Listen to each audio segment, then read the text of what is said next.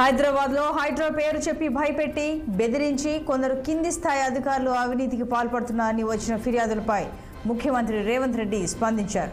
గతంలో ఇచ్చిన నోటీసులు 2-3 ఏళ్ల కిందటి ఫిర్యాదులను అడ్డంగా పెట్టుకుని కొన్ని చోట్ల రెవెన్యూ, మున్సిపల్, ఇరిగేషన్ అధికారులు డబ్బులు డిమాండ్ చేస్తున్నట్లు తమ దృష్టికి వచ్చిందన్నారు.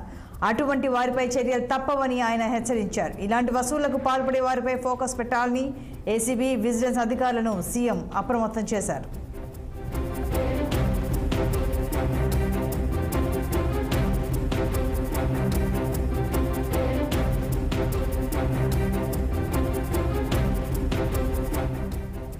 ఇక దీనికి సంబంధించి మరింత సమాచారం మా పొలిటికల్ బ్యూరో చీఫ్ రామ్ అందిస్తారు. రామ్, చెప్పండి, హైడ్రా పేరు చెప్పి బెదిరింపులకు, అక్రమ వసూళ్లకు అంటే తమ దృష్టికి వచ్చిందని సీఎం అన్నారు. అసలు ఎవరు వాళ్ళంతా, వివరాలేంటి? ప్రస్తుతం రాష్ట్రంలో హైడ్రా కమిటీ ఆధ్వర్యంలో జరుగుతున్న పరిణామాలపై ముఖ్యమంత్రి రేవంత్ రెడ్డి వాళ్ళ తమ అధికారులను అప్రమత్తం చేశారు.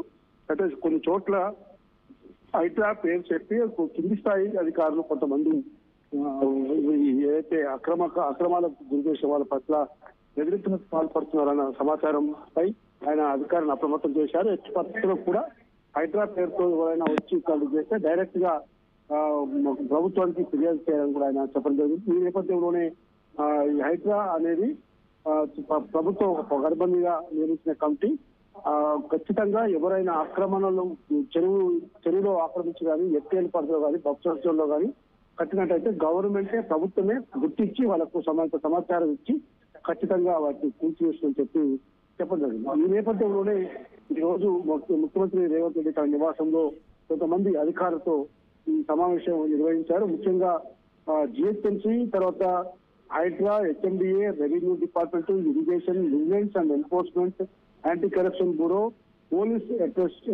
తదితర సంస్థలతో అందరూ కూడా అప్రమత్తంగా ఉండాలి. ఎట్టి పరిస్థితుల్లో కూడా ఎలాంటి అవకతవకలు జరగకుండా కోర్టు చెప్పిన దాని ప్రకారమే, చట్ట పరిధుల ప్రకారమే హైడ్రా పనిచేస్తుందని చెప్పి ఆయన స్పష్టం చేయలేదు. Right Ram, thank you.